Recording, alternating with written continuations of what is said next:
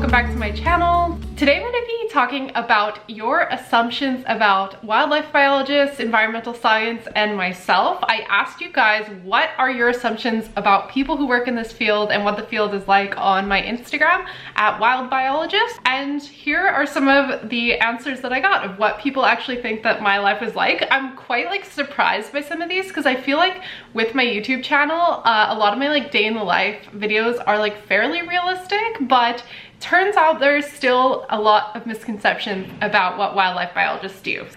Someone says, you live in a tent half the year. Okay, that sometimes is true. I say that as someone who does sometimes do a lot of tent living. But most of that is in my personal life backpacking. When I'm out in the field, I very rarely have to sleep in a tent. That's only in really kind of extreme circumstances. Most of the time I'm in a hotel or I'm in a work camp, which is basically sort of like a hotel, but it's in those construction trailers sort of thing. And they're for really remote areas that they kind of just put them up for workers, and they have cafeterias and they serve you all your food. So I'm usually either in a field station, a work camp, or a hotel. Okay, I like this one because this one shows how much some of you guys maybe only follow me as your only wildlife biologist. They are all extremely healthy, vegans, vegetarians, yoga enthusiasts, and happy. I do not work with very many vegans. I've never met another vegan wildlife biologist in real life. I have met quite a few vegetarian ones, but there's just as many wildlife biologists who are super into hunting and fishing and far from the vegan stereotype. So this one totally is not true. Wildlife biologists come in all different shapes, sizes, colors, personalities, and there's really no one stereotype. Just as much as you would see people like me who are more of the vegan yoga loving people, you're still gonna also see a lot of maybe people who are absolutely not interested in that. Cool and smart people who know a lot of interesting things and travel a lot. Okay, this one's kind of true. Most wildlife biologists I've met are usually pretty cool people that I get along with. That you're an absolute genius and must have aced all your science courses since kindergarten. This one can be true, of course. If you are meeting PhD students, they probably have gotten straight A's for a long time. That's how they got into their programs. But I personally did pretty well in elementary school and middle school. High school I did pretty okay too, but I actually didn't do very well in college. I talk about that in my college experience video that I'll link to above and in the description box below. I actually really struggled with school and college. My high school was also quite tough. I was going through a lot of stuff during that time, so I definitely did not ace all my science classes, but I enjoyed them. They were always something I liked doing. I liked taking science classes, so I was always kind of interested in science. I didn't know that's what I wanted to do when I grew up, but I wouldn't say I failed my science courses, but yeah, I definitely wasn't model amazing student either. I would assume you wouldn't have much of a social life because you travel so much. This one can be true, and it's something I grappled with, especially when I was 100% in the field. I would have trouble making social commitments because then the day before my boss would tell me I'd have to go out in the field and I'd have to cancel it. And luckily my friends understood the nature of my job and that I had to be flaky a lot, which really is not the funnest thing.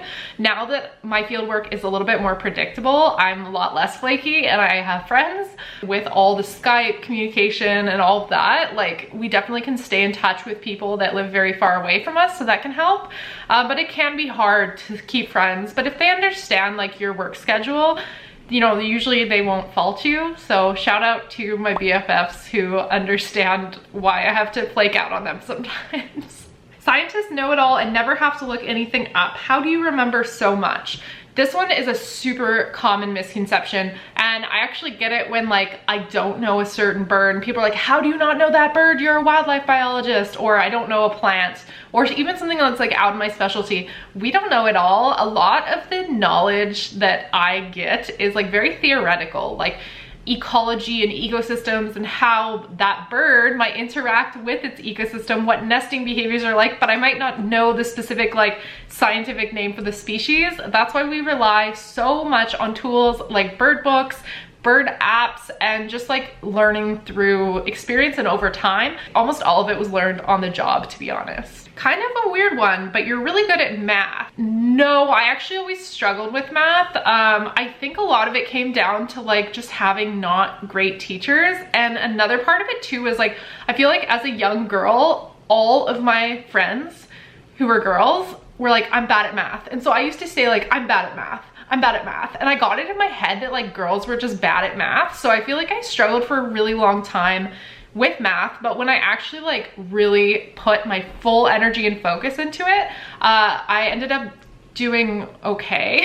I wanted to be like, I got straight A's after that. It's still like hard. Calculus is hard, but I was not a natural born good at math type of person, but I learned it through time. A lot of us who have like this ecosystems focus have a really broad way of thinking. Like we think about ecosystems in a really holistic way. That's just like one of the traits of learning ecology. And so it can be really hard to focus on these like super specific theoretical concepts. I think that's why a lot of wildlife biologists might not be like amazing at math, but you're smart and you can do it. You just have to put a lot of time and effort into it. No offense, but the pay sucks, so I assume that you struggle to live comfortably.